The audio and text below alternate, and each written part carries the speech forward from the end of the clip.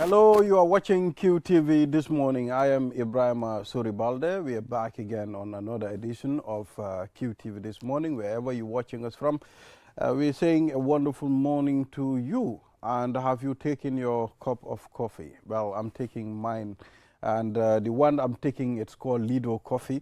As you know, Lido is the best coffee in town. Everybody is talking about it. And of course, you can find it in every supermarket, mini market, and corner shop throughout the country. Lido also got another little brother. That's the Olinda tea. And of course, cow milk as well. So if you want to feel very active in the morning, Lido, Olinda tea or cow milk is the products that you should be searching for.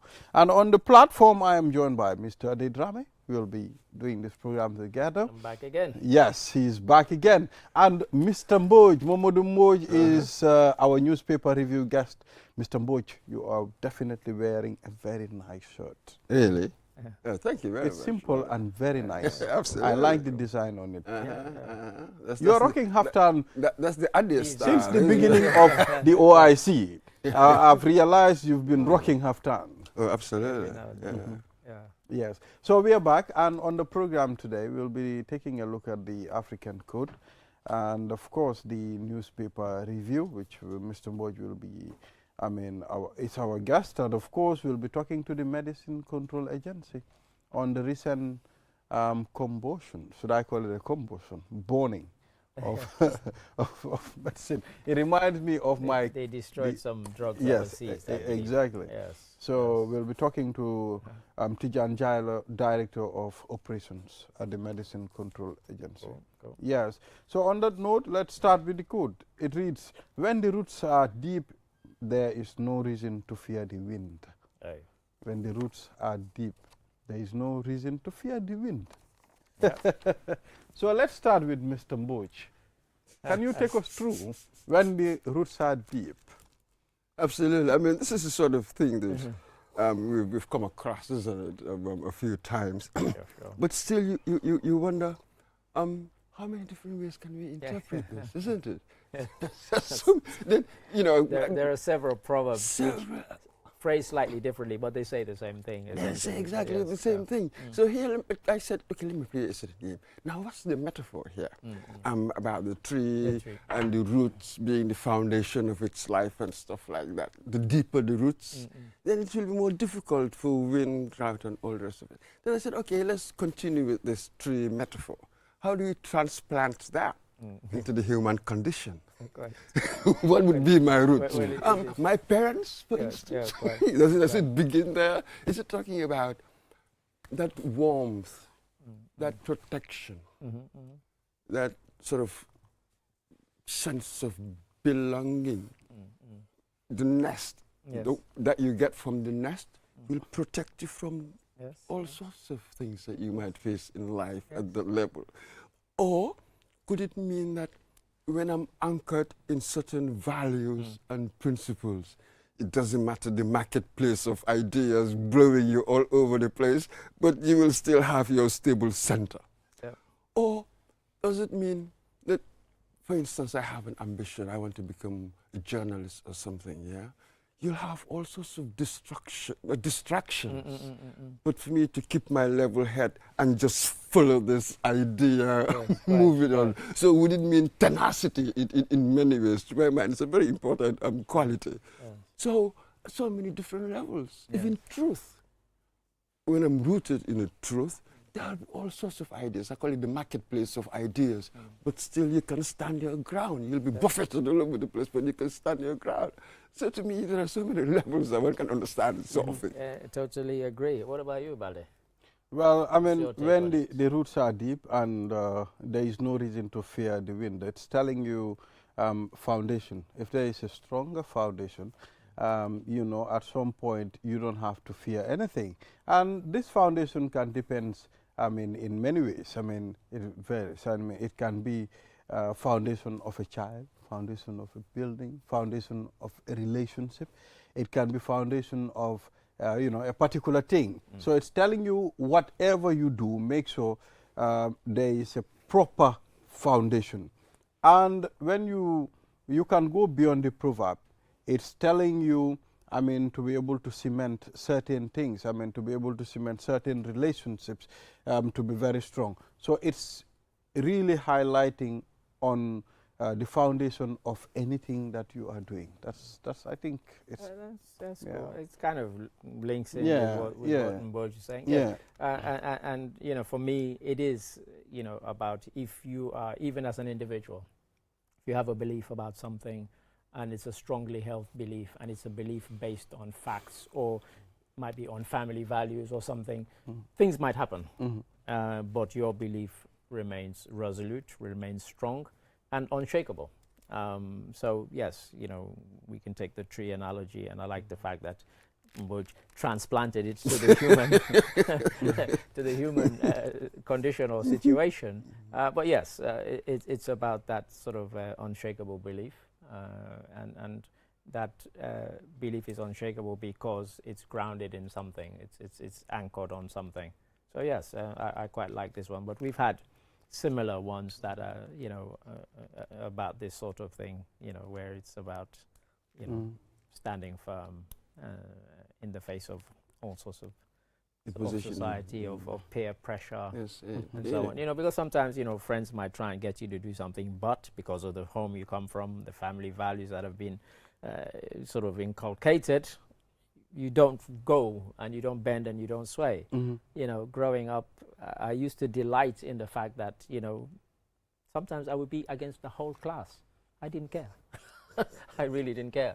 I didn't want to be in with just because everybody was in with the thing. And I remember one instance when one of the popular boys in the class, there's always a popular boy, he decided he wasn't going to speak to an individual, and he told the rest of the class, don't speak to this guy, otherwise, you know, I'll be upset. And of course, I went and deliberately befriended this guy. You did exactly the opposite. You know, so yes, and that to me is about the kind of values that you grow up with, that you don't just go with the wind, you don't go with the flow, and you don't go with the crowd. And why? Because, you know, that guy has done nothing to me. Why should I, you know, be saying, oh, I'm not going to speak to him, I'm not going to. So yeah, so it can manifest in different ways. Absolutely. And to me, we move on to the next stage. Now, what is this thing we call foundation? How are these things formed, as it were? And I'm scared of something else. I mean, having conviction is one thing. I'm scared of rigidity, dogmatism. I'm also scared of that. Sometimes, you know, people can be so dogmatic, and that position you can never really move.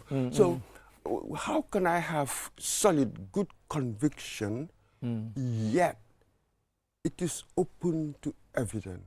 Well, I'm glad you said that, because open to evidence. You know, all well, this is it. Because my father was he qualified as a barrister, and so he always drummed that into us: go with facts, go with the evidence. And it wasn't always good in the kind of society we grew up in. So, and I've never hidden this, and I've mentioned it many times. So my maternal grandparents, I was always banging heads with them, because they felt that because they were my grandparents, whatever they said was final. Absolutely. I'm like, no, but that's not what my dad taught me. You know, if you say this is wrong, tell me why it's wrong. Don't just say it's wrong because you say so. You know, so I have to be, and I've said this in many, many different forums, we were always clashing because of that. And honestly, we never got on particularly well. Particularly my grandmother. She was very strict and this and that. I don't mind you being strict, but if you're going to discipline me or you're going to sanction me, I need to know why. I'm not going to take any sanction, discipline, beating for no reason. You can thrash me if you want, if I've done something wrong. If you can justify it, but no, just because you're that. So yeah, so that sometimes that sort of thing can bring you up against, you know, authorities in the sense, even within your own family. Absolutely. So that's like the stereotype of the father, isn't it?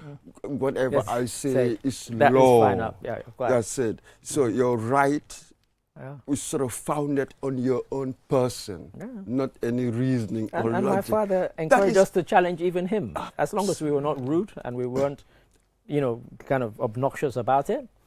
Like, even he was not, oh, don't challenge me, I'm your father. And people found that very, very strange. But, you know, I thank him for it, and I thank my mother for it as well. Absolutely. Look at where the proverb has taken us to. But this is it, though. And with your kids, for instance, it is important that when I take a decision, I explain to you why I did. I justify it. Because simultaneously, I'm also teaching you to reason. If you have anything else to say it. Then we discuss how reasonable you know, it is. Nobody can go against reason. It doesn't matter how old I am. It doesn't matter what you call yourself. I am really not free to go against reason, if you know what I mean. So that should be the authority, the roots. Until if you want to take advantage. I mean, that's the time you want to go against reason. But reason is always there. If you have conscience, I mean, you will tend to think, I mean, how to go about it, but you can't. We didn't go into that. Reason is a funny concept. That would be sort of a topic for another discussion. But you know what I mean. But when you look at life, you see certain correlations. When I do activity A, it's likely that consequence B will come out. Exactly. So I keep on reasoning that way around ideas, concepts, incidents, and all the rest of it. So this is what it does. I mean, it and makes these us think. And they stimulate thought. That's it. And that's what we like different directions. Look where we started with foundation. If only we had Julden to cogitate on this one. Exactly. I mean, to be cogitating. To take one of your words. So on that note, we'll take a short break. After the break, the newspaper review. We'll be right back. Everyone, QTV, the premier destination for advertising in the Gambia. Contact us today and let us help you reach your audience.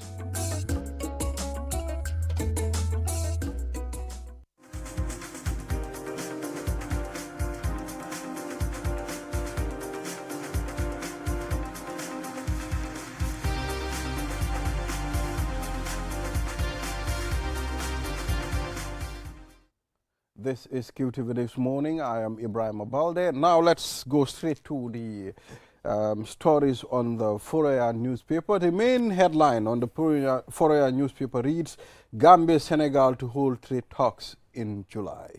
You know, the Minister of Trade, and I can see the Minister of Trade for Senegal also on the paper, on the front page, Dr. Serigne Gueye Diop. On the, you know, maybe it's a new minister. So I think they had a talk yesterday, because there's a press release that was put out yesterday saying that it held very fruitful talks.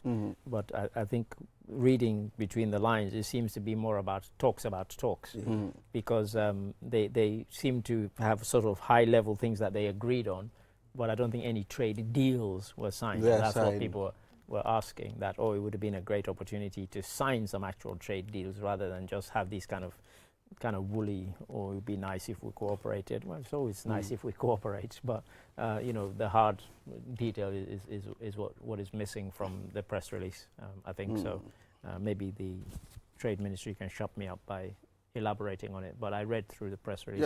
Just before I came. We need to understand. I mean, some of the agreements. I mean, what are the talks? What maybe they might center it on certain things, but what is the outcome at the end of the time? How is it going to impact between Gambia and Senegal as well? I mean, we have the Free Africa trade movement, free movement of goods and services. Allegedly. Allegedly. But at some point, we have problems on the way. And when you talk about it, no answer. Trade is always a difficult thing. That's when really self-interest comes to the fore.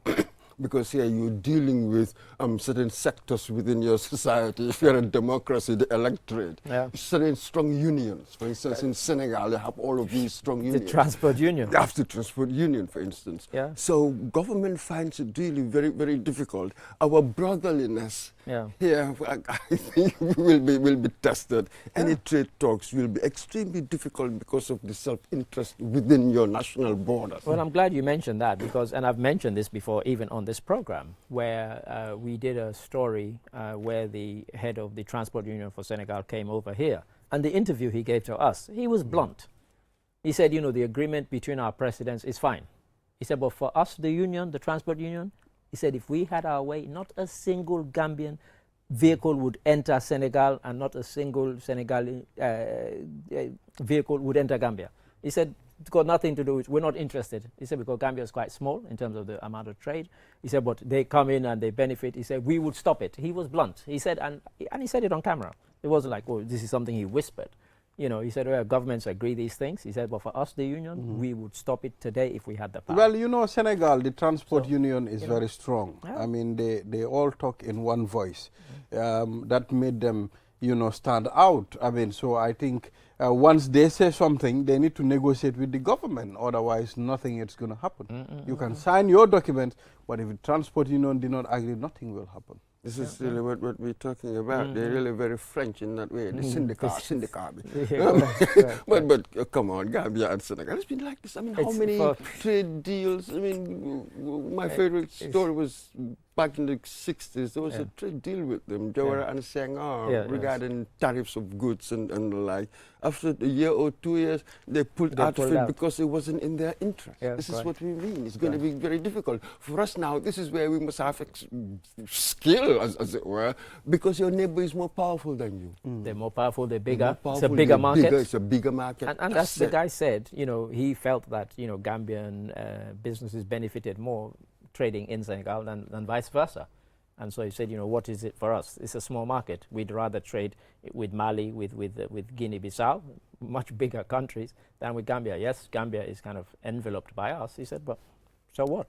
You know, he was quite blunt. So, yeah. So it would be good to see whether they can maneuver and negotiate around these things and strike trade deals that, in a way, are kind of mutually beneficial. That, you know, as we said, it's a bigger market, so obviously we would probably benefit more. But it would be nice if things...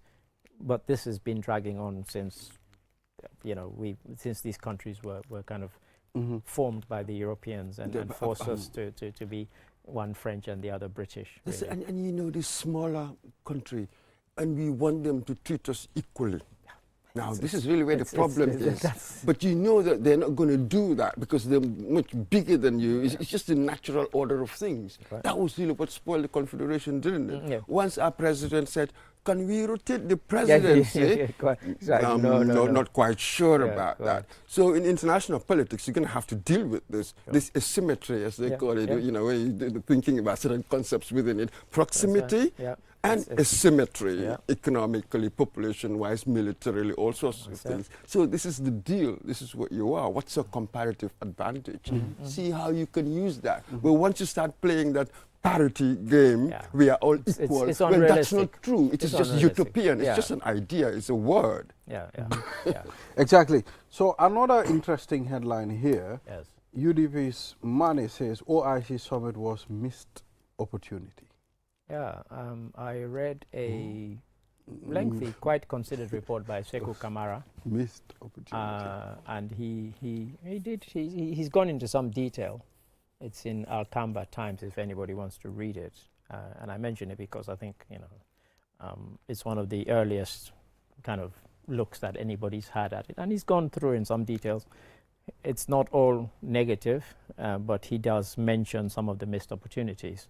But he also mentions that even when Senegal hosted it, there were several missed opportunities. There were certain infrastructure projects that were only completed after Senegal hosted the summit, and he said, you know, it's the same here. But he lists a whole, the most obvious one being the Radisson Blu that was never built in time for it, and you know, some of the road projects that are not quite completed yet. So yeah, people will have their views, and it's the whole thing about, you know, is the glass half full or half empty? Well, it depends. You know, and you know, the analogy I always use for that is that if the glass before it was halfway, somebody drank from it, then it's probably half empty because you've emptied it. If it was empty and you filled it to halfway, then it's half full. So, you know, there are pluses and minuses, and I think we can't pretend that it was all a roaring success. I think that would be dishonest. But as I said, people have their views. I've seen some politicians saying it was a missed opportunity. Those same politicians said, the same politician, I should say, said that, and we have the video. If he wants, we can play it. saying that every Gambian should thank Allah for this summit and the success of the summit. And yet the following or 2 days after the summit, he went and gave an interview saying it was a missed opportunity and a disaster. So you have the same person. The very same politician, and I can name him if he wants, because we have the video. No, it's on the page. I mean, it's not that one, but it's another one. Well, Mama Kande, if anybody wants to know. You know, and the video's there. Yeah. All right, Mr. Sandberg, it's a missed opportunity. Is it a missed opportunity? No, so that was it. I was just going to ask. Just a word from... Missed opportunity for what? For what reason? What? Okay, for instance, the hotel, you said the Radisson Blu. Okay, a missed opportunity for us to have a 5-star hotel? Let's say, for instance, stuff like that. Okay, of course, granted, of course, a lot of missed opportunities. Go anywhere, you're going to have a lot of missed opportunities. At the very end, you know, on the last day of the summit. We said that, of course, afterwards, you're going to have all kinds of write-ups. This didn't go right, that didn't go well, this didn't happen, that didn't happen. You're going to have a whole list. But let us stop that childish game. You know, proper criticism, we put in the proper criticism. We know the organizational deficiencies there. We talk about them all the time. But this event on the whole, and you've seen what foreign media, we read what foreign media because said. Foreign media have been more positive about it than Gambian media and even Gambian society. A lot of the disappointment that you hear reflected here in Gambia is not reflected outside, which to me is very instructive, because I've said this before and somebody attacked me for it. But there's a kind of Gambian negativity which seems to kind of envelope this thing. So even in the report that I just mentioned, even though there are some positives mentioned, what people will highlight on in the Gambia will be the negatives. I can bet my life on that. I can bet my life on that. The negatives is what they will highlight upon. The guy ends his report by saying, I've presented the facts as I see them. I leave it for Gambians to choose. And for many who shared it, what they chose were the negative aspects, which was exactly as I expected. You know, people are open to what they think, their own opinion, what they think about it. But you said positive one, you know, I think we should stop criticizing things that are not necessary and focus on the positive ones as well. It's not just... Are we not, I mean, even if the projects are not completed, they are still going to be completed, well, this is the point, and you know, for me, I've always said this to people, and I hope people listen to what I'm saying, not what they think I'm saying. The summit was one thing, 2 days of heads of state summit.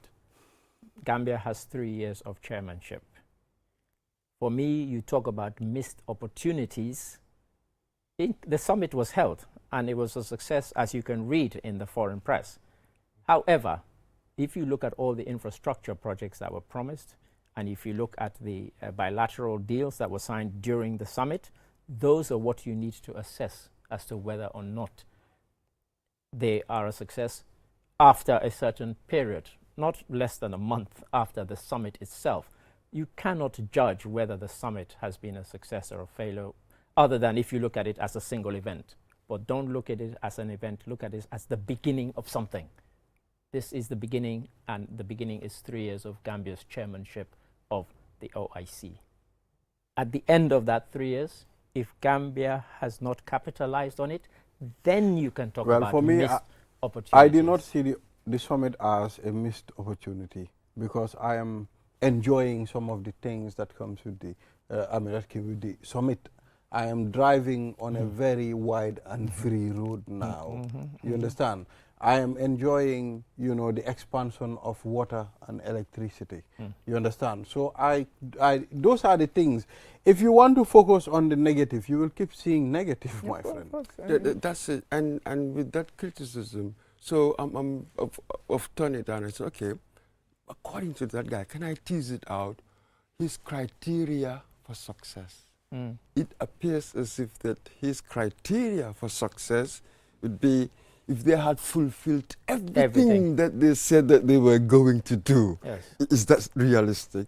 Where do you see that? I mean, projects, God, come on. You get 60%. If you get 60, 70% of your objectives, you've really done well. How many projects in the world, realistically, do you really get 100%? As it were? They're like policies when you implement them. If you get 60, 70% of your policies right, oh, well done. And I think I'm being too optimistic. No, you're right. And you know, the reason I go back to this thing about not taking it as a single event, if we go back to the World Cup in Qatar, they built all these fantastic stadia.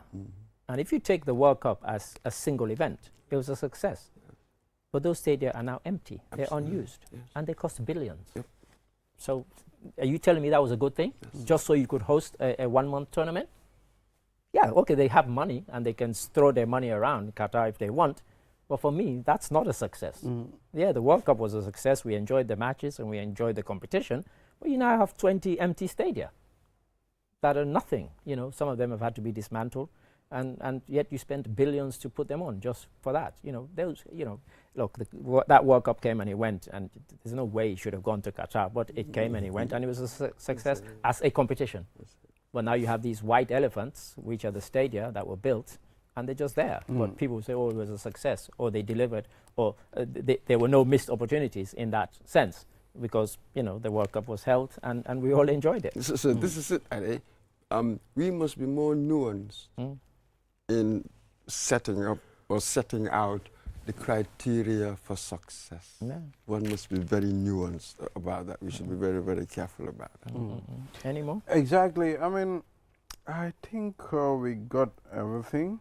Just an update on yesterday's story about the new ferry, the private ferry. Oh, yeah. According to the newspaper, because when I went upstairs, we were able to look into the story in the newspaper. Apparently, the ferry is already here.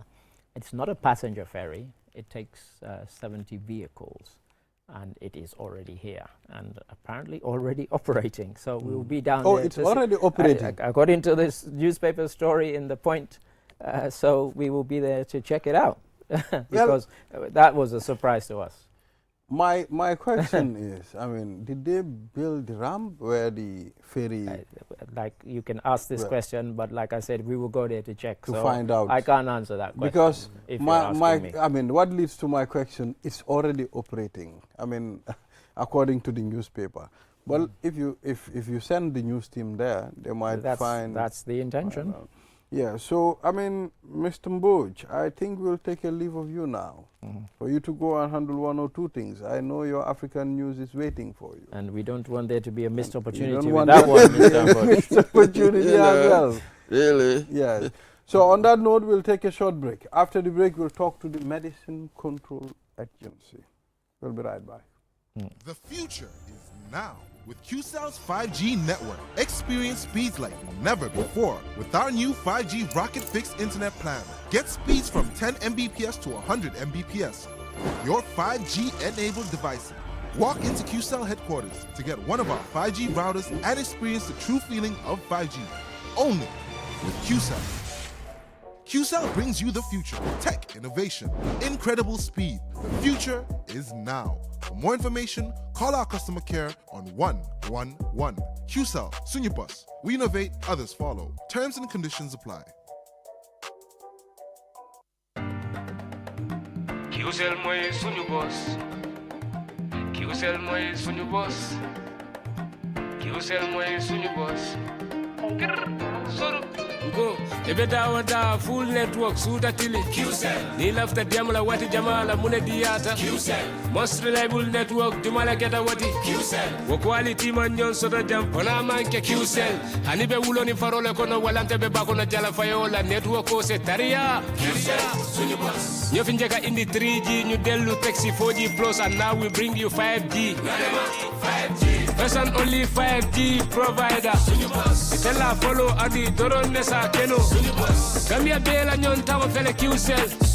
Go Fasun Tower Buka Busi QCell. Tell them multi milka kukutol Nati Gambia QCell made a lori la Kiliano Yele Imanjina Amanda Wala Itele ka quality Dila Dadi Ma Itele Silo Wala Wodol Mume Be Kenoma QCell Sunibus QCell QCell, Sunny Bus, QCell, Sunny Bus, QCell, Sunny Bus. Connection of a Bambandi QCell, Sunny Bus, QCell most innovative QCell, Sunny Bus.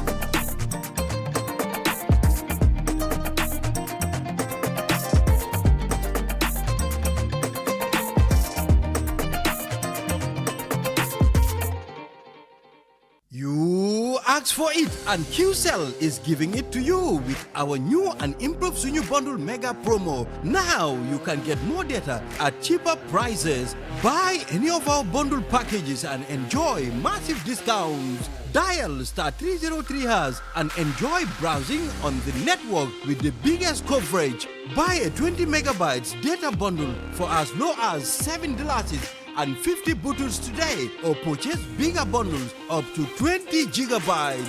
Yes, that's right, 20 gigabytes of data at your fingertips. With our mega promo bundles, you can browse more, chat longer, and stay connected on the go, anytime, anywhere.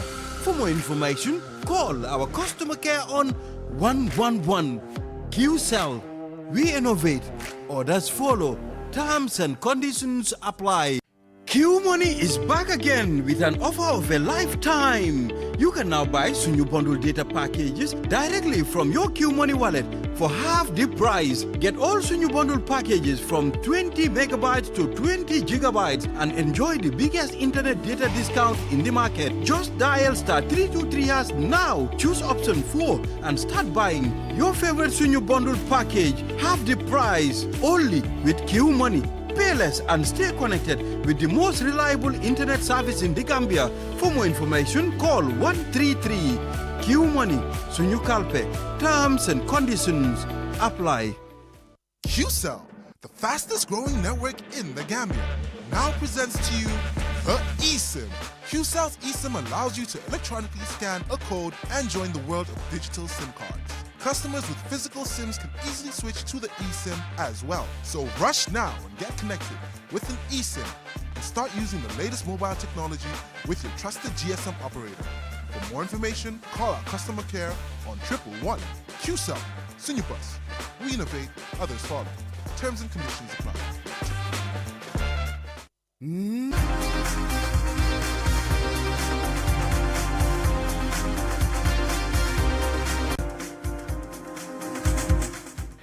Welcome back. You are watching QTV this morning. I am Ibrahim Abalde, and I'm with Mr. Didrame as my co-host today, sitting in for Jenaba Sonko. Today being Tuesday. So, yeah, are you pretending to be Jenaba and I'm pretending to be you? Yeah, you see, you're because normally Jenaba will be me. there and you will be here. Exactly. So we are back. Now let's shift our attention to the Medicine Control Agency.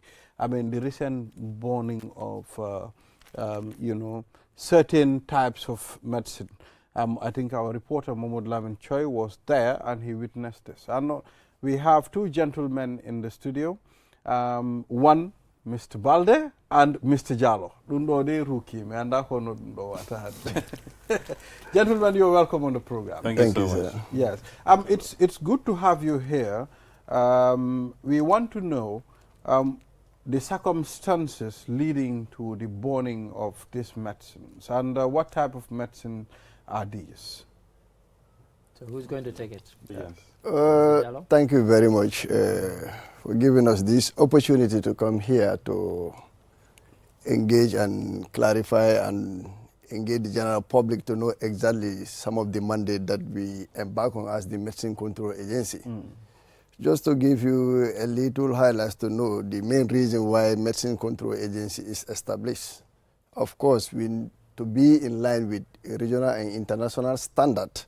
So it is a necessity to establish the Medicine Control Agency to be the main body that is responsible for the manufacture, importation, exportation, distribution, use, and advertisement of medical product.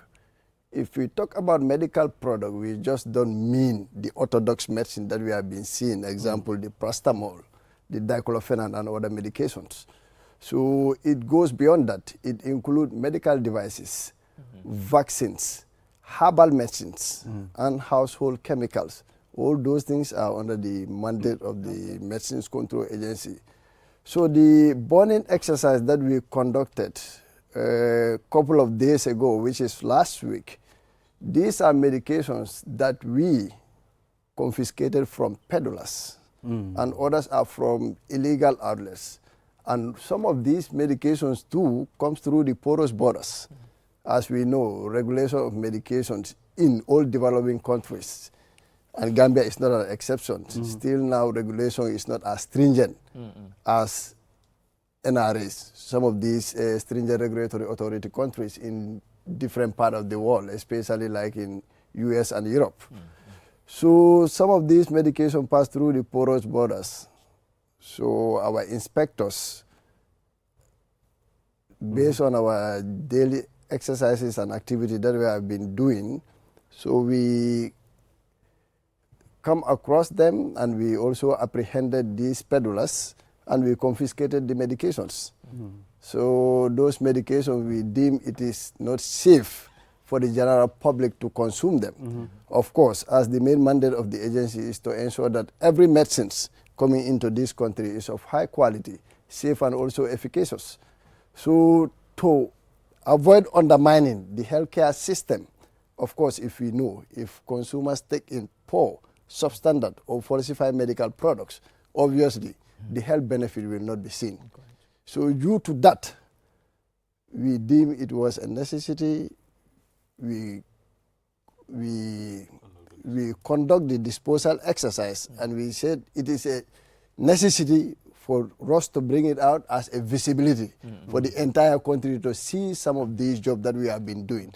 It is not the first time. We have been doing it, and we will continue doing it, because as we all know, most people or cartel now, they divert from selling cocaine or weed, and their focus is on substandard and falsified medicines, where they are capitalizing to maximize their profit.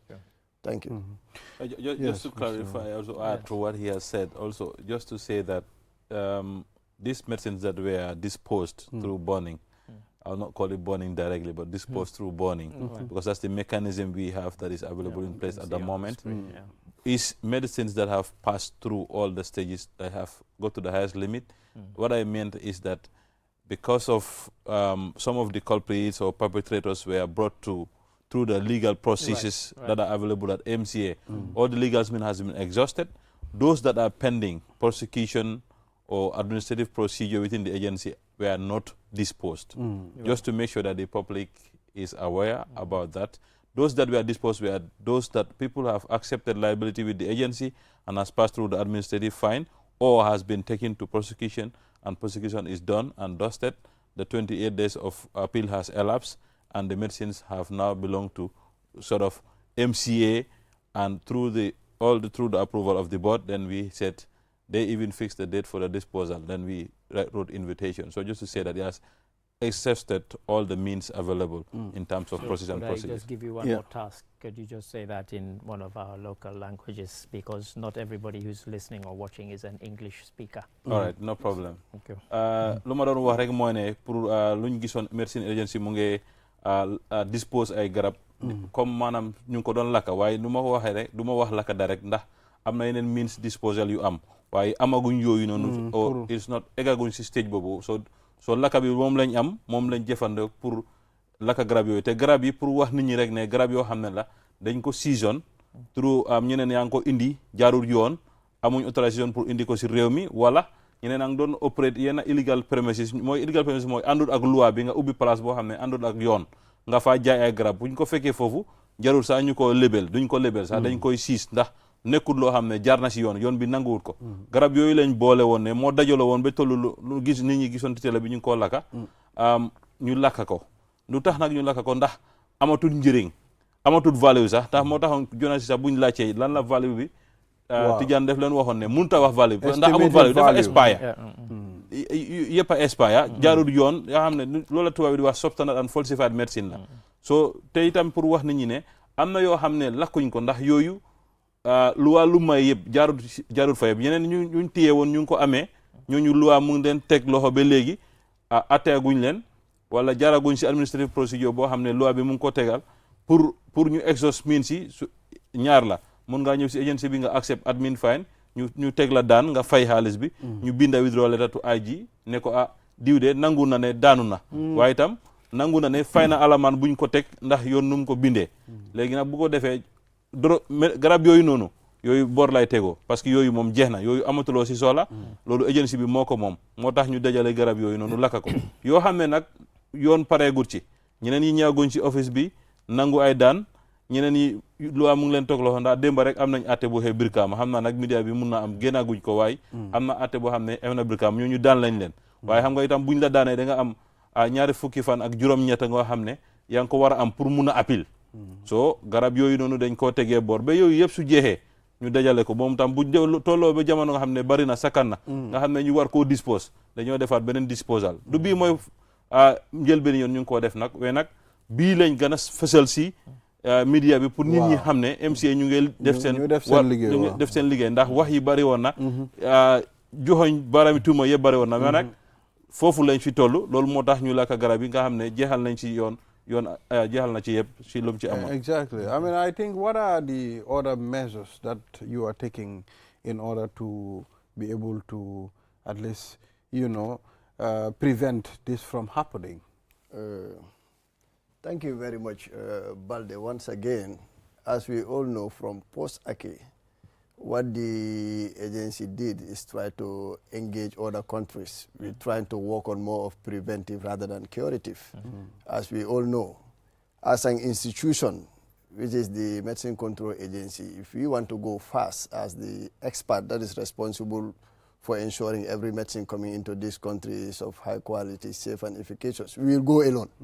But if we really want to achieve the mission and the vision of the institution, which is geared towards safeguarding everyone within this country, is to engage stakeholders, which we are working on and collaborating, and we are coordinating, working effectively and efficiently with both our internal stakeholders, and some of these key internal stakeholders are police, custom, the Drug Law Enforcement Agency, immigration, intelligence officers, the Pharmacy Council. The list continues, because the fight for substandard falsified medicines is everyone's business. As we all know, if substandard or falsified medicines come into this country, we are all potential victims. True. It's either your parents, my parents, our loved ones will be exposed to those products. True.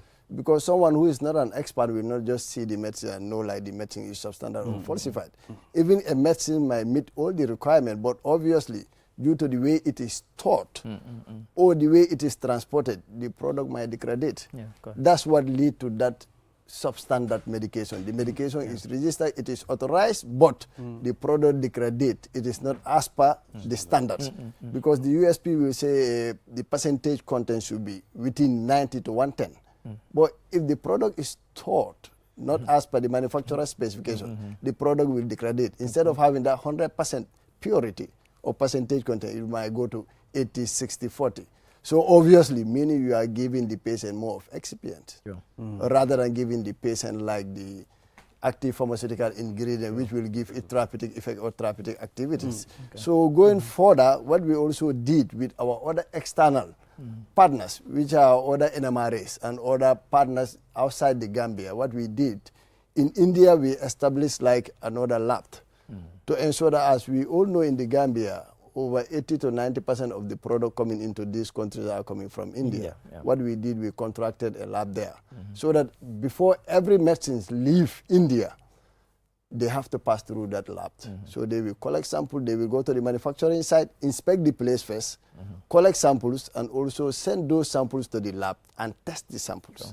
After testing, they will share the certificate of analysis with us direct, and they will also share the same certificate of analysis to the manufacturer.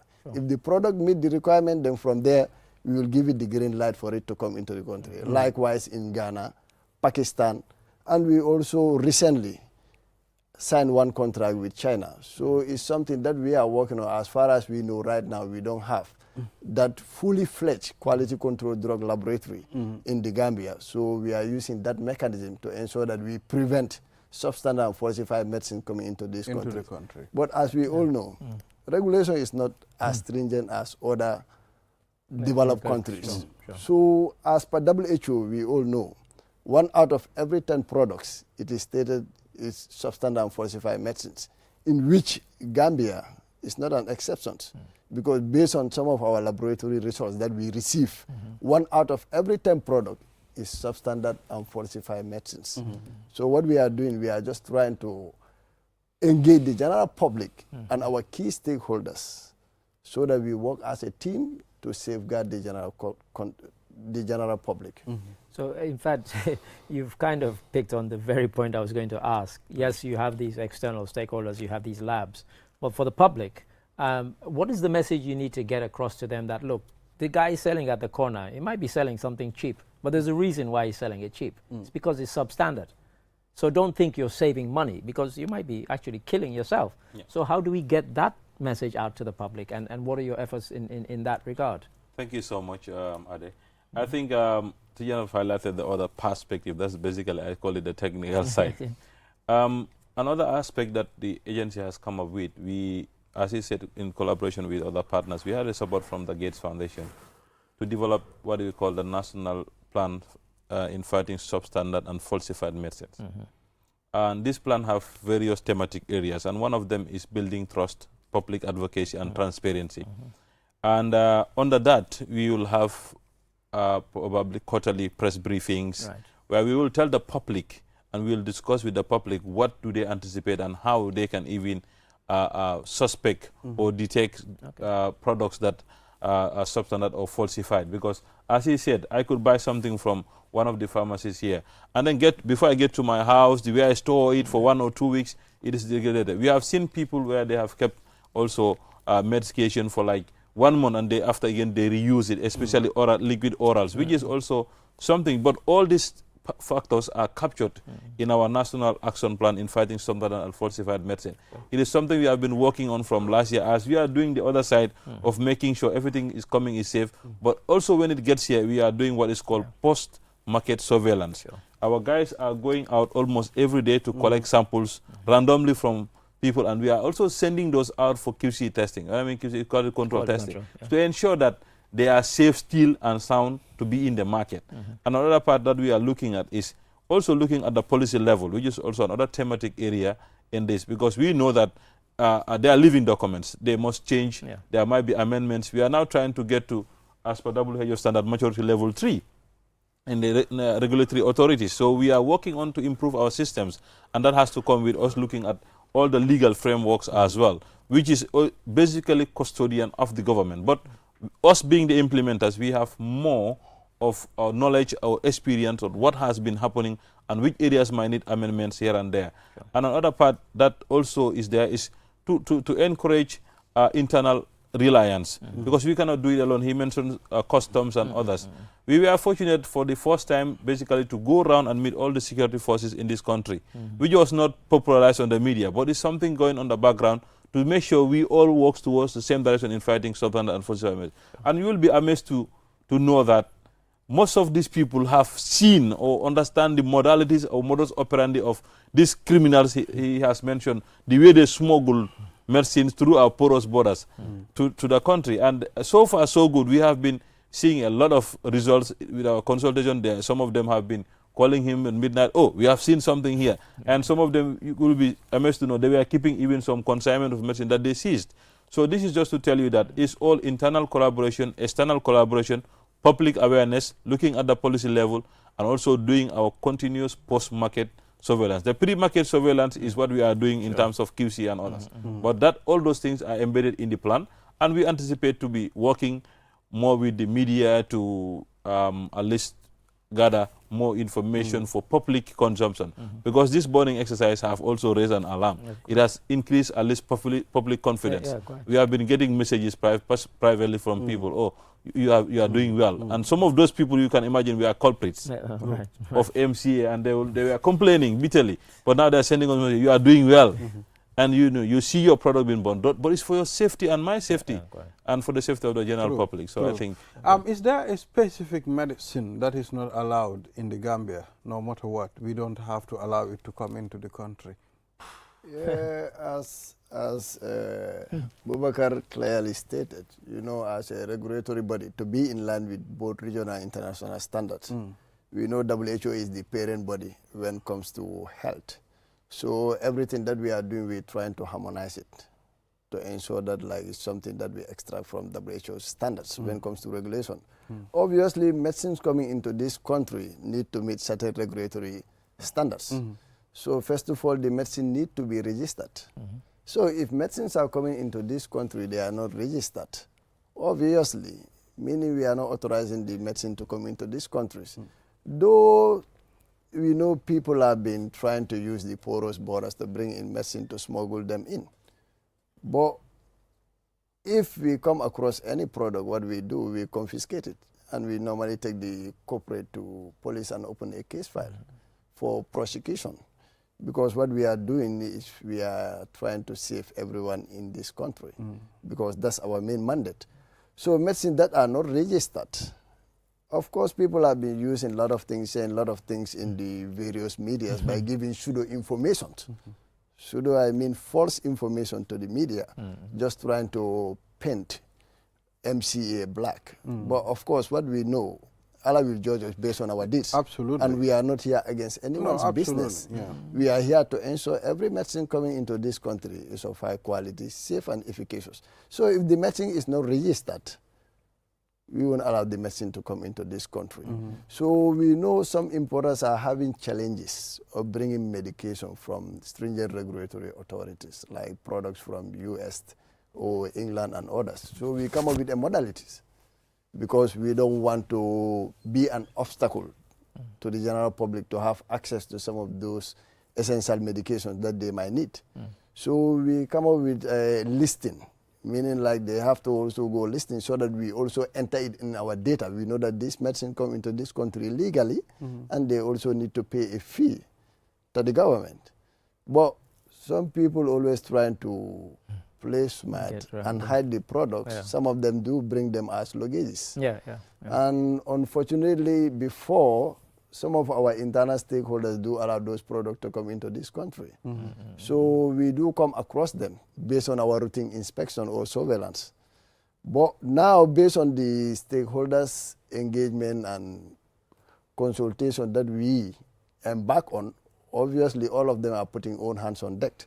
So they know now MCA is not working just for themselves.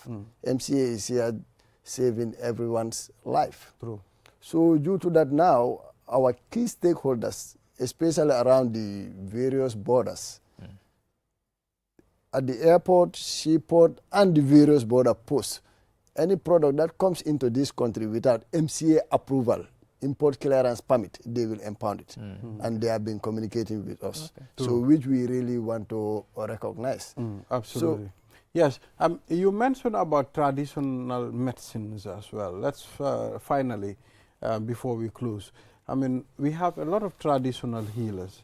And are you also looking into their affairs?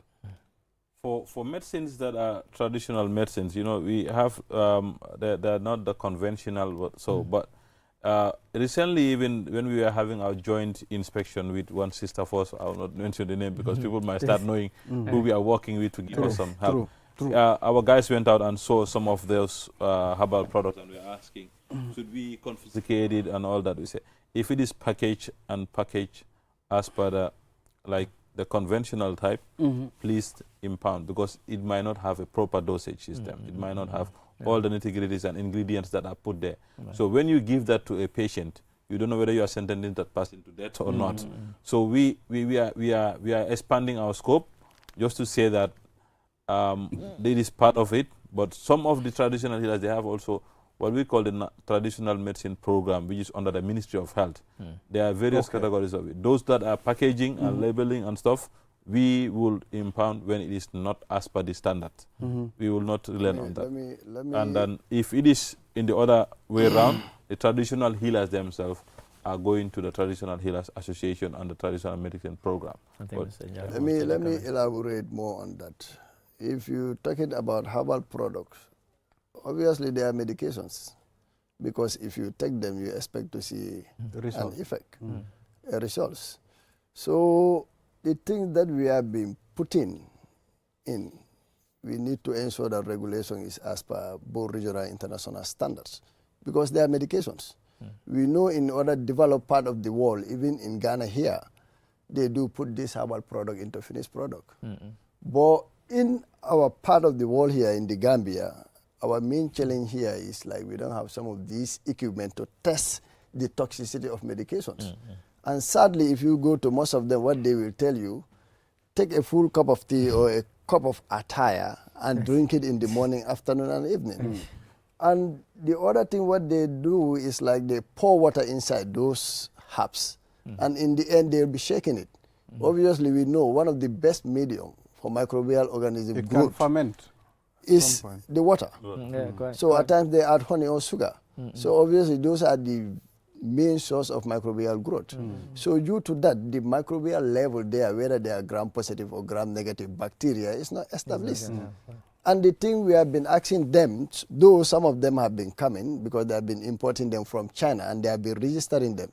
So what we normally check is we want to ensure like the toxicity level is established. Both acute and subacute toxicity need to be established, and they also need to do liver function tests, which they need to establish within 28 days. And they also need to do heavy metal tests because obviously we know metals are everywhere. Some of them are very harmful, so which might lead to toxicity of the liver or the kidney. As we all know, the metabolism of every product takes place in the liver. So the safety of the general public is our main priority. That's why this institution is established. And we know nowadays over $30 billion annually is spent on substandard and falsified medicines. And if you look at the WHO trend and record, over 160,000 dollars is spent on buying antibiotics, which are substandard and falsified medicines. And going through like malaria, which we know like is prevalent in the Gambia here, over $100,000 is spent in it annually, as per WHO record. And of course, even based on our these routine inspection and post-market surveillance that we are conducting, we have come across a lot of substandard and falsified medicines. Majority of these products that we burn during our exercise are substandard and falsified medicines. If I say substandard, maybe just for the viewers to know, if we say substandard medication, these are medications that are authorized, but maybe during the process of storage, transportation, they degrade. They didn't meet what their standard or specifications. If they use the BP to manufacture it, the British Pharmacopoeia monogram, it is saying that it needs to be between 95 to 105. But if you test it and it's around 80 or 75, obviously, you can guarantee the quality and the safety. True. So if anyone takes it, obviously you are leading more toxic to the person. You are rather catalyzing the person to the graveyard. So if patients also take it and they are not recovering, obviously they will lose the confidence of the healthcare system.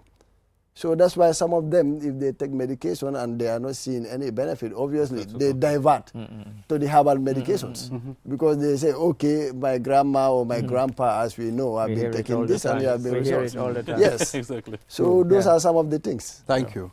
Thank you very much, gentlemen, for coming on this program, at least, you know, clearing some of the things. I mean, the issue of medicine is very complicated. And, you know, sometimes they are the only ones that can come and clear the air so that people will understand what is happening. We all know when you talk about the Medicine Control Agency, people will tell you, no, they are not doing their job. But for me, I think they are doing their job.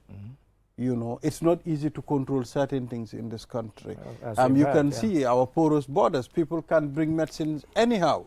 You understand? But they are always willing to come out and talk to the public, and this exercise, it's very important as well. It will build the confidence of the general public. So it's a good one, and I wish you all the best of luck. Keep doing what you do. One more thing. But the public can also access the agency through a website, www.mca.gm, and you can also send an email to info@mca.gm. We also have a toll-free number, but for you, it's QCell, but it's linked to another number. It's linked to another number. So I've been trying to sort that out with QCell, but that's the other thing. But you can actually always reach the agency on info@mca.gm. Probably, if you go to the website, you should be able to get the number. You can get a you can get the numbers, and you can send an email, and be rest assured that we have standard operating procedures. You will have a response from the agency. Thank you. Another thing maybe I will just try to say before we maybe the part is just to recognize that World Bank have supported the country and they have embarked on constructing a quality control laboratory here. Wow, nice. In the Gambia. So they are working on it. The construction have already started. Oh, great. As we know, looking at the medication alone, if you are not an expert, you might think the product is genuine. But the best way you can ascertain it is by testing it. It's just like if you hold a water and you, of course, you expect the pH to be 7, but if you don't test it, you're not able to establish whether the pH is 7 or not. So now our stakeholders that have been complaining about the cost of testings, it will soon be history, inshallah. Inshallah. And the other thing that we also want to solicit maybe from the government is to try to support us to build up our capacity, because we need competent human resources. True. Because having few human resources that are very competent in their own disciplines, we're not able to do it all. As we know, when it comes to regulation of medicines, it's a holistic problem. True. We all need to collaborate. Absolutely. Then from there we coordinate so that we're able to fight Absolutely. substandard and falsified medications to safeguard our beloved Gambia. Thank you. Thank you. so Thank much you for very hosting much, us. gentlemen. Thank you for coming on the program. We'll take a short break. After the break, we'll talk to Churchill Balde and Yaoli Kamara. As you know, we are preparing for the Tobaski Act style. We'll be right back. Never before in the Gambia, QCell is giving you an unbeatable offer. Activate our 5G network on your 5G enabled phone and enjoy free internet for 7 days. Yes, you heard that right. Activate QCell's 5G on your phone and experience what true 5G internet feels like. Get your QCell SIM cards activated today at the following care centers: Banjul, Senegambia, Brikama, Bursubi Turntable, Bakau Airport, and Kairaba Avenue headquarters. Rush now and be part of the future with QCell's 5G. Free internet for 7 days only with QCell.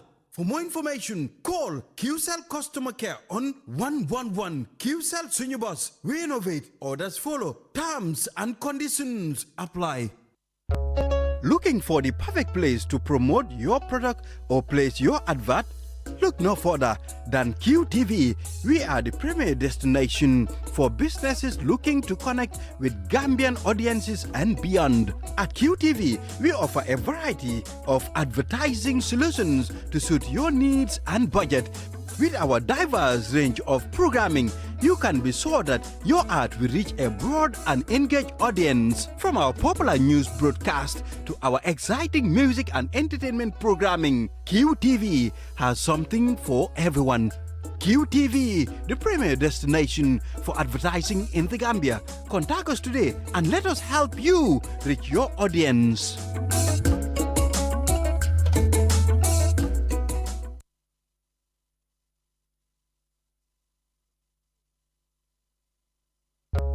Looking for the perfect place to promote your product or place your advert?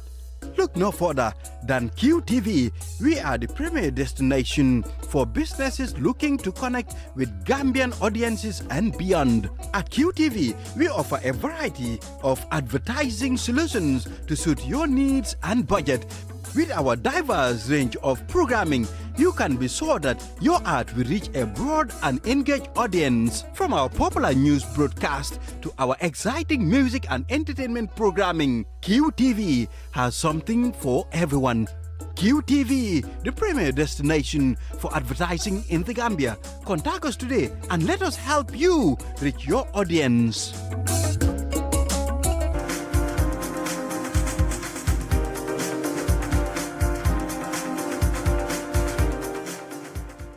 Welcome back. You're watching QTV this morning. I am Ibrahim Abalde. Now to the last segment of the program, Tobaski Act Style. It's an event that QTV organized whereby we bring tailors from different parts of the country and the sub-region, to participate in a particular grand style, sewing, design, and showcasing talents. And Mr. Ade, on that note, we talked to Churchill Balde.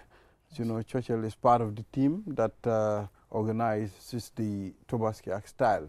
And Churchill, today you are wearing a different hat. You're welcome. He's not doing click. Churchill He's of not click. click segment. This is not the Right. click segment like the usual. Right. Well, thank you very much. I'm honored to be here, sharing this platform with you. Amazing people. You people don't know how you inspire me. You have no idea. Oh, really? Oh, I'm Thank you. an inspiration. Following in your footsteps. Thank you. Yeah, so tell us about the event this year. What is your preparation? How prepared are you? I'm very prepared. As we speak, tickets are out already, and just so you know, this time around we're coming in grand style. It's a different setup all the way around. Usually, we were doing the Tobasi Act style at the hall, but now we're doing it at the grand tent. Okay. That is an elevation. One thing about Tobasi Act style is that every year we take it to another level. Yeah, correct. Following that, this is 7.0. So we decided to go a step further, trying to bring the best from our event because it is a very highly anticipated program. We have top designers in this country, wherein we want to showcase what Gambians can do when it comes to design. We have amazing designers in this country, and we're putting them on the same platform so that they can come and show us what they can do in the world of fashion. So right now, as we speak today, we are having our first rehearsal with the models. Okay. Yeah, model selection has already been done as well. We'll get Yeah, I back was to going- you I was going to on that. mention that. Yes, Exactly. Mr. Ade, we'll come back to Churchill Balde. Yeah, on- I mean, you were saying there that, this is something that, and Churchill was explaining to us that, every year they try and take it to another level. And, I happen to be in the office when, Churchill, Ole, and the team actually have all the models, male and female, come in, different shapes and sizes. And they assess them, and as you said, that assessment has already taken place, and they've already chosen the models who are going to be there. And there's a lot of great excitement in the office, both with those taking part and those observing the process. So Churchill, over to you. I guess from now on, what can people look forward to? You said it's going to be in the grand tent. That's one thing. What else? Yeah, and the night will be we have ambience as usual because events like this usually goes with ambience. We know how Gambians love to be entertained by music. So we have the King of Sabar. Everybody knows the King of Sabar. That's Shefal. Yeah. He was there to lead us through the night with Sabar.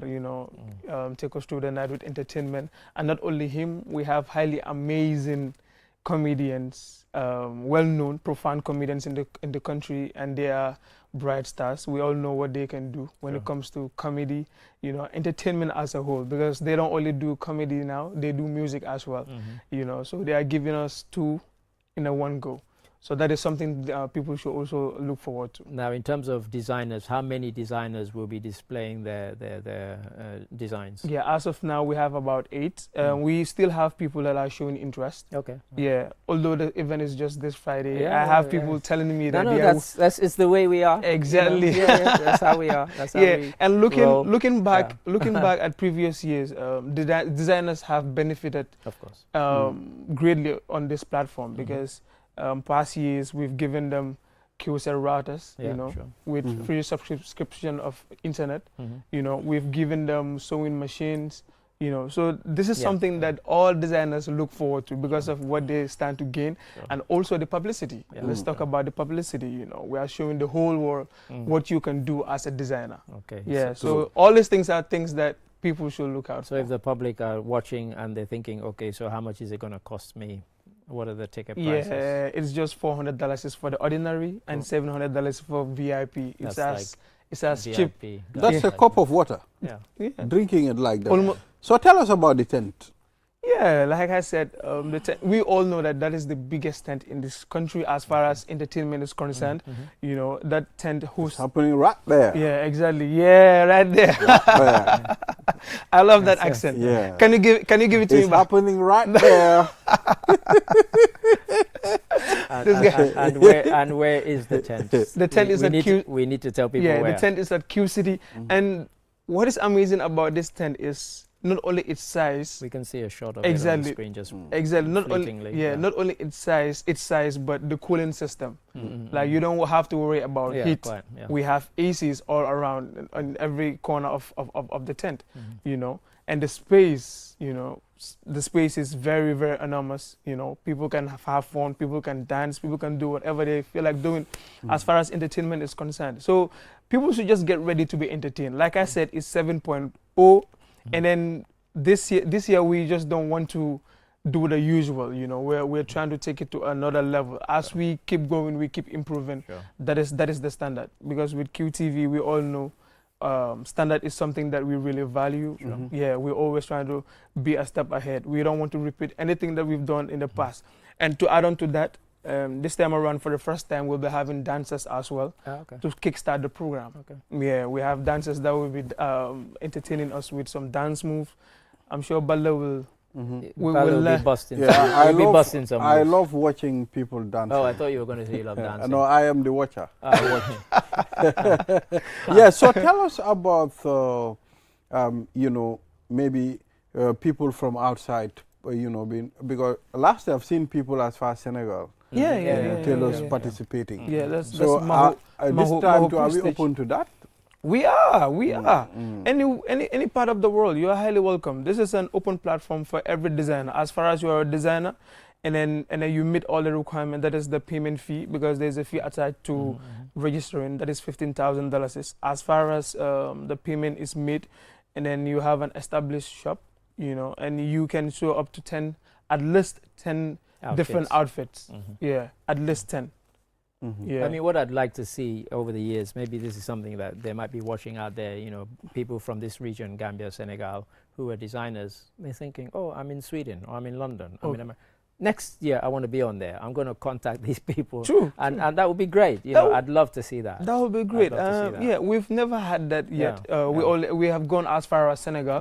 But, you know, as we keep going, we hope and pray that something like that happens, because we also want to taste fashion from Europe, America, Asia, different parts of the world, because it's fashion, and fashion has no limit. All these people, all these people coming together will be a very great experience, and people can actually learn from that. We can learn from the European style of fashion, and they can also, it's vice versa. And also you might have Gambians who, because they're living somewhere in Europe because of the climatic conditions and so on, they might tailor, no pun intended, their designs. So it's a kind of influenced by here, where they come from, but it's also influenced by where they live. So it might be the fabric, it might be the design, and so on. And you know, it would be great to have that kind of juxtapositioning where, you know, it's a combination of that would be highly amazing. I mean, there's this designer, I forgot the her design's name, but like the shop's name, but her name is Dolly. I've seen her do, she's a Gambian that is residing in the US. You know, just a few weeks ago they also had a similar thing where she displayed amazing taste of fashion, you know, with her designs, you know. So I was even trying to see if she can be part of this event. Yeah, maybe so next year. Next year. So we're trying to cut across. We don't want to limit this to only Gambia. We want to take it beyond the borders. Yeah, so if things goes well, hopefully next year we might see someone from the US, England, different parts of the world. Or one day Tobaski Act style presented from London, New York, Washington. You know? You know, Stockholm. And who knows? We might even someday host this event in Europe, or which is kind of what I'm saying. Tobaski style in America or in London. It can happen. You know. So I mean, where can we get our tickets? Yeah, the tickets are on. You can get our tickets from all our care centers. Bruce will be. The QCell care QCell care centers, to be precise, Lajukunda. And the main one is QCell Caraba Avenue here, right at our reception. Matilda is there handling it. Okay. Buri is also on the rounds. And what about the one in Senegambia where the because there might be lots of tourists watching this and they may think, Buri is right. Yeah, Buri is Okay. right now on the round, so I'm sure Okay, she will cool. drop some there. Yeah, I hope so. I'm sure she will drop some there. Mhm. Yeah. Well, amazing. I mean, this is the 7th. And we edition. always enjoy it, and it's always a great event. I have to say, True. it looks fabulous, it sounds fabulous, True. and there's always a lot of energy, as Churchill says, a lot of ambience, A lot of ambience. around the event, and definitely people always look forward to it. Yeah, for and sure. we have an amazing team. Mhm. Everybody has been helpful. Talking from production, from marketing. Everybody is like putting hands together, making sure that this is a successful event. True. I mean, look at today. You people giving us this platform to tell people what is about to happen. In fact, You know. Yaoli is so busy she can't even She come can on the even, show. yeah, you see. That's how I was supposed to be here she's with getting- Yaoli, but she is upstairs, handling doing business. stuff. Yeah, trying to market tickets because we have high demands from. There are specific people that are requesting for tickets. I don't want to disclose their Don't name names. Yeah. but then that is to tell you that this year is just going to be Different spectacular. level. Yeah, it's different level. Yeah, because we are having people not only in the Gambia but people from outside Gambia that are showing interest that they want to buy tickets. Yeah, Exactly. and So- most of them are going for the VIPs. So are we having? Or who are the artists performing? Yeah, I mentioned earlier we have Shefal, to give us sabar, because you He cannot. wasn't paying attention. Yeah, I know, right? Yeah, No, because I was. I wanted to. he probably was sleeping. I wanted You want us say to it remind them. again. Okay. Because I think we buttressed more Yeah. on the event, Yeah. but the entertainment path again. Yeah, and thank you for bringing that up because, like I said, we always trying to come up with something different. Past years we've been having artists like Barhama, Yes, right. artists like Attack, City Comedy, and this guy Morwali, Yes. So each year we have different sets of artists because this time around we're going with Shefal and Bright Stars. Yeah. Last year it was Attack and City Comedy. So every year there's something new that people should look out for. Every year we're trying to improve because we don't want to limit the artists that come. We want everyone to have a taste of all these artists. So next year, who knows, you might even see ST and Jizo, Sure. Yeah, so every year there's something new that we add onto the show. This year, like I said, we're going to the tent, and the tent, I think it's barely 3-4 months since it's been in use. No, longer than that. Longer than that, okay. Longer than that. But it's still new. So Yeah, there are it's so new, many it's new. people. Yeah, So many people that are looking forward to go to the tent. Experience the feeling. Sure. So that is why we're bringing this. That is why we're taking everyone there this time around. Sure. So this is something that they should really It should be a completely different vibe. Yeah. Yeah, it's going to be a whole vibe. Cool. Cool. So like I said, Shefal and Bright Stars, they're already, Then you got the dancers. and dancers as well. Yeah. This is happening for the first time. Yeah. We're going with dancers. We also want Who are dancers. your MCs? Not you. Apparently. That's why you're asking. Who are the right? MCs, Chocho? We wanted to choose him, but It's too expensive. he's too expensive for us. My price is there. Uh, My price tag is always there. So hopefully we'll go in with Hadinyang and Wagan. yes, Wagan is a very good choice. Yeah, Hadinyang. Should be a great vibe. with exactly, it's going to be Yeah. a great vibe, and we know both of them, and they have that synergy together. Yeah, for real. Whilst they are hosting the program, they will also give us comedy. Exactly. So it's a whole different True. vibe. Yeah, it's a whole different It's going vibe. to be wonderful. It's going to be wonderful. Yeah. So don't worry, it's going to be on Friday, Q City at the 10, Tobaskiak style, the 7th edition. Well, gentlemen, I'm afraid this is all we have.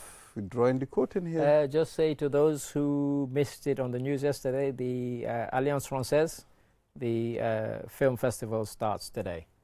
And it's on for a few more days. The European Film Festival, definitely worth checking out. And Mebet, the Gambian film, will also be shown during this festival. Yeah. And just before Not we to be go, missed. just before we go, shout outs to the team, Oli, Buri, myself, and the whole QTV crew, for putting together this amazing program. there's so much to look out for, inshallah. The models are ready. We have 5G models, just to remind you people. We have 5G I know models. that. 5G, yeah, Okay. 5G. Okay, cool. I know that. I know that. And Yeah, I am so- looking forward So to come that. out in your numbers. It's happening at Q City this Friday, 7 p.m. sharp. We're starting the program, so don't be late. Don't be late. Yeah. So that's it. That's all we have. We'll be coming back here tomorrow, inshallah, again. Until we come here again, have a wonderful day. Bye-bye.